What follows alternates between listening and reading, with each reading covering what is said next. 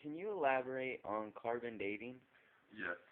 I don't have a problem with carbon dating itself, but you cannot use it to determine an age of a fossil.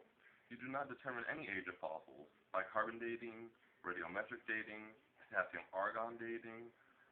You do not determine fossil ages by any type of dating. You date the fossils by which strata of dirt they come in, and you date the strata of dirt they come in by the bones that are in it.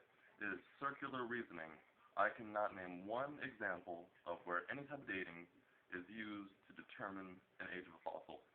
Now let's talk about carbon dating itself. Carbon dating is very useful. You can determine, and very well determine, the amount of carbon in a dead organism.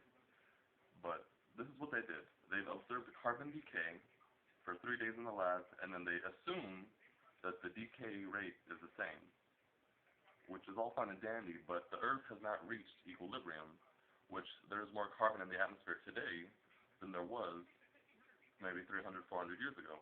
So, because we have not reached equilibrium proves that the world is less than 25,000 years old, which is a good point. Somebody on YouTube pointed out, can you elaborate on carbon dating?